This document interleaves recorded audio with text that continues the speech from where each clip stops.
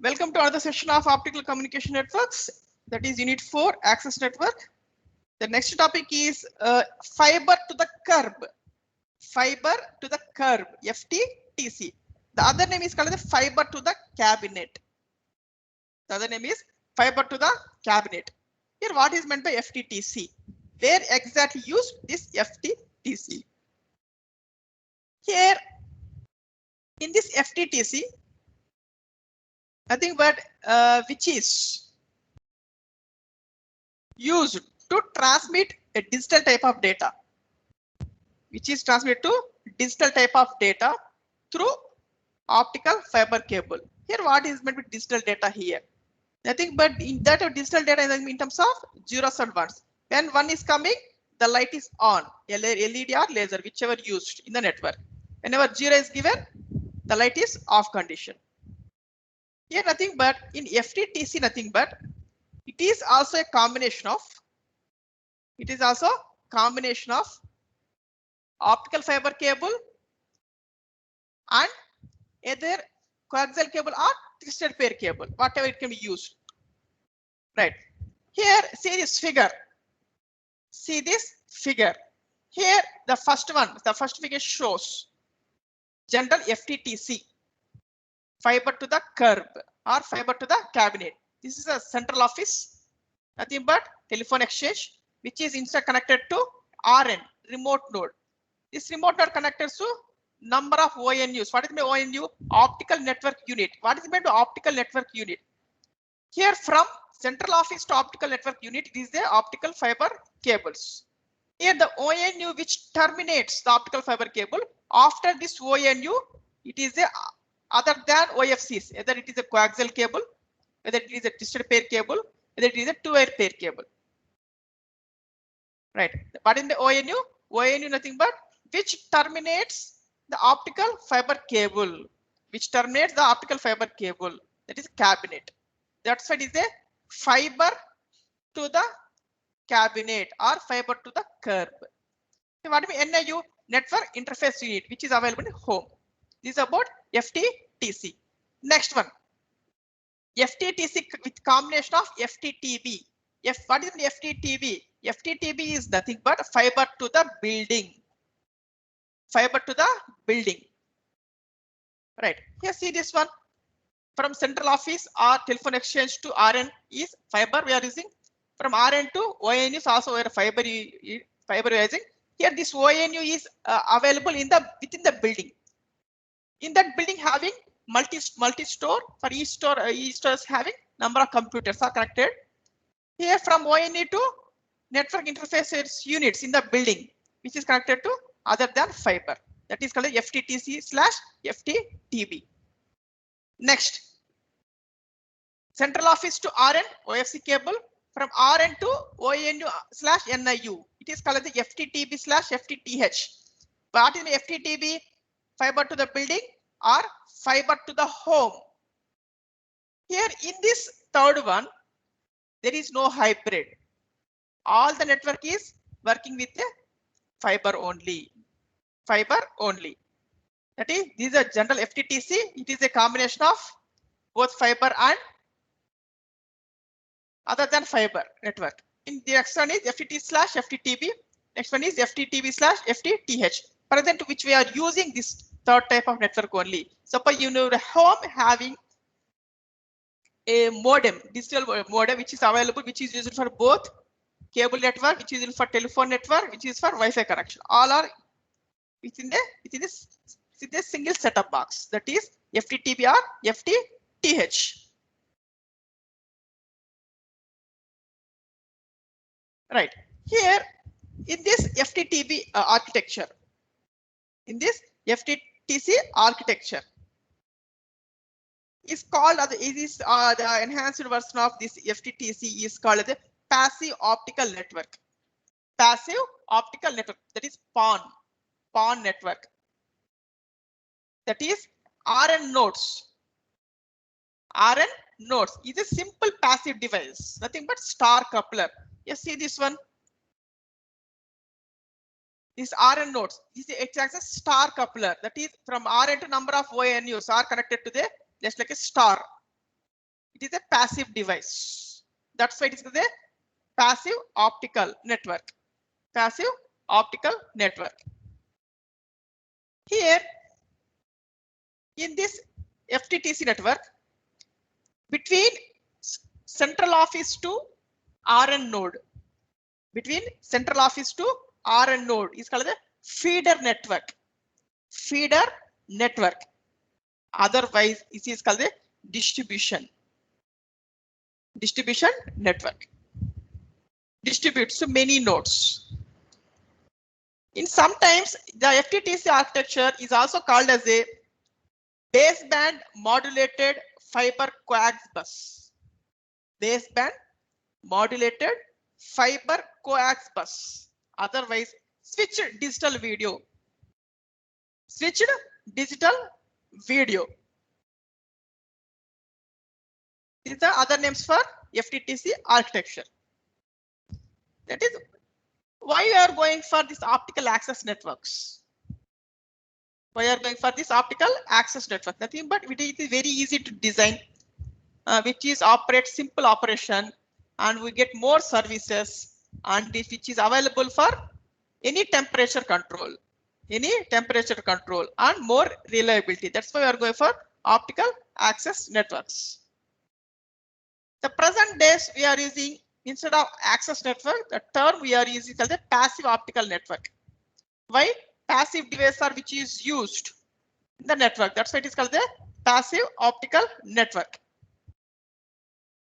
Already we discussed about what is meant by active and what is meant by passive type of components which we are used in the optical communication. We discussed in first and second unit. Here, why the passive type of components which are used, that is easily maintained, and no need to give power. No need to give external power and more reliability. Right? See this tabular column having different types of PON architectures. That is for all fiber. That is having all fiber. Fiber sharing? No, that is direct connection. Power splitting? None.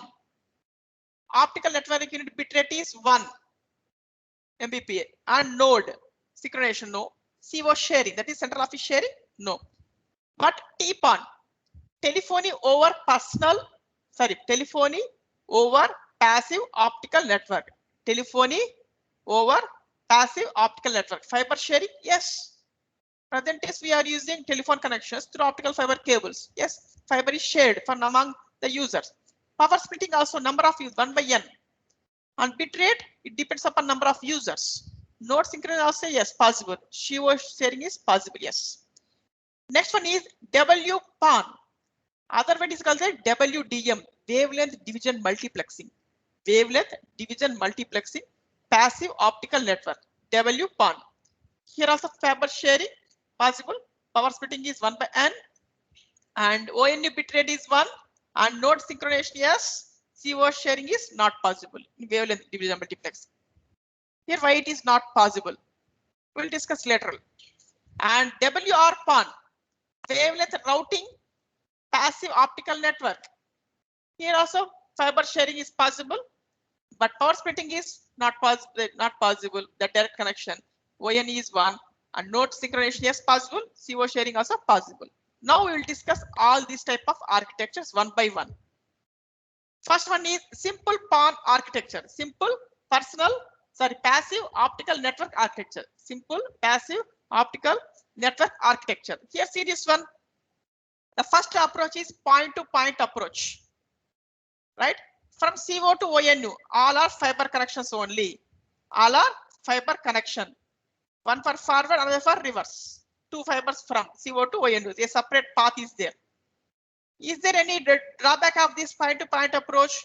For each CO to ONU having each hop gets a separate line. What will the cost can be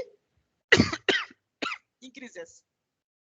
Next, that's why we are going for the second one is ring configuration. Here in this ring configuration, from CO to number of ONUs are connected in the network in a ring manner. Automatically, there is no separate path from CO to ONUs. It is structured as a ring structure.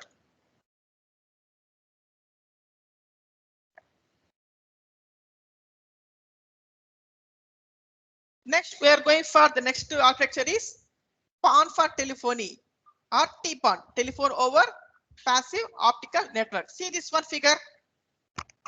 This is for CO, central office or telephone exchange, which is connected to RN, remote nodes, and this is ONU, optical network unit. Here from CO, we are using the transmitter we are using laser. What is the wavelength for laser for this equipment is 1.55 micrometer, which you have to transmit a optical signal to RN, remote node. Here the remote node acts as a splitter or combiner. Here number of ONUs are there.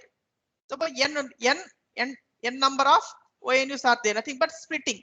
The same signal can be splitted to all ONUs. That is broadcast. The same signal can be given to all ONUs, broadcasting. Here we are taking on the first block of this ONU is multiplex. 1310/1550 nanometer multiplex. Why you are taking multiplex? Here you have to take receive and transmitting. Once you have to receive a signal and reverse direction, we have to go for again transmits through this laser. Here the laser wavelength is 1.3 micrometer. Here, what is the multiplexer concept here? 1310 nothing but 1.3 micrometer to 1.5 sorry 1310/1550 nanometer multiplex. That is wavelength conversion. Similarly, for once a signal is received from network interface units to here, likewise reverse direction in upstream, we have to combine all signals together and goes to CO. This is about telephony over passive optical network. From CO to RN, the RN split and combined. Split from downstream. For upstream, it is the combiner. What is the disadvantages of this general TPON? Here we are the high cost of laser we are used, and splitting at the time of splitting there is no problem. At the time of combining all signals, somewhat we are getting errors. That is combining of all signals together. It shows dispersion. And for every ONU we are use separate laser. Then cost of the equipment can be increases. That's why I go for next one is WPON, wavelength division multiplexing passive optical network. Here another one is at the time of combining of TPON, we are using time division multiplexing. Nothing but at time slot 1, we have to take the receive signal from ONU 1. At time slot 2, we have to receive the signal from ONU 2. Likewise, we are using time division multiplexing. Whenever applying time division multiplexing here for combining is called as the ranging.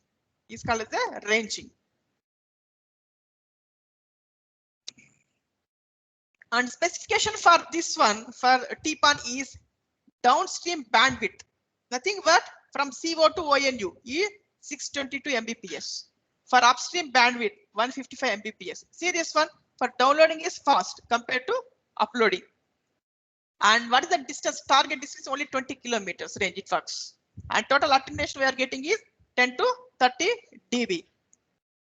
Right. Next we are going for WDM PON or WPON.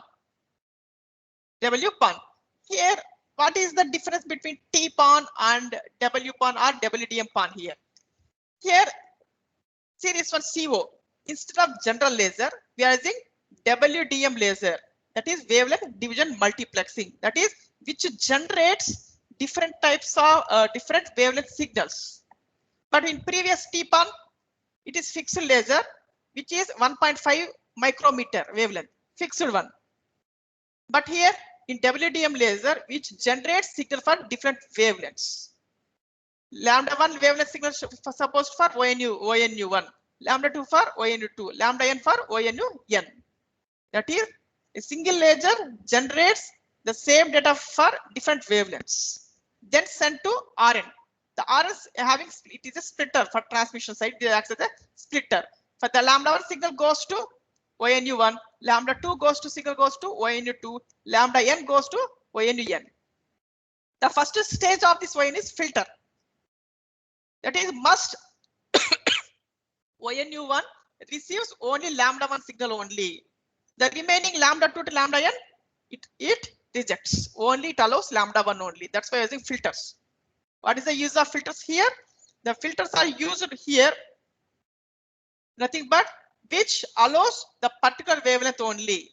The remaining wavelengths are to be reject. Once they receive the signal, and from reverse side, we are using fixed wavelength of a signal, that is 1.3 micrometer.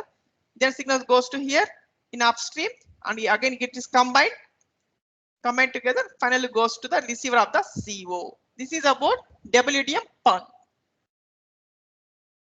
Next one is a wavelength routing PON, WR PON, wavelength routing PON. Here, what is the use of this wavelength routing PON? See this one. This is wavelength routing PON. Here also we are using WDM laser, that is wavelength division multiplexing laser, which generates a signal either 1.3 or 1.55 microband, which is goes to RN. This RN having arrayed waveguide gratings. Arrayed waveguide gratings. Here, what is the use of arrayed waveguide gratings? In previous WPON, we are using filters for allowing particular wavelength, but here there is no filter circuits are used in ONU. That is arrayed waveguide grating only send a particular wavelength to particular ONU. That is lambda 1 directly goes to ONU 1, lambda 2 goes to ONU 2, lambda n goes to ONU n. That is use of arrayed waveguide gratings. From reversing side, we are using a laser with a working of a 1.3 micrometer wavelength. Signal generates, goes to combiner, combines goes to receiver of the CO. This is about wavelength routing. The wavelength is routed to a particular ONU directly. That is wavelength routing passive optical network. Here in this WR PON, the RN network having AWG is separate, combiner is separate. Right, this is about WR PON. Next one is RightNet WR PON architecture. RightNet WR PON architecture. Here in this RightNet WR PON architecture,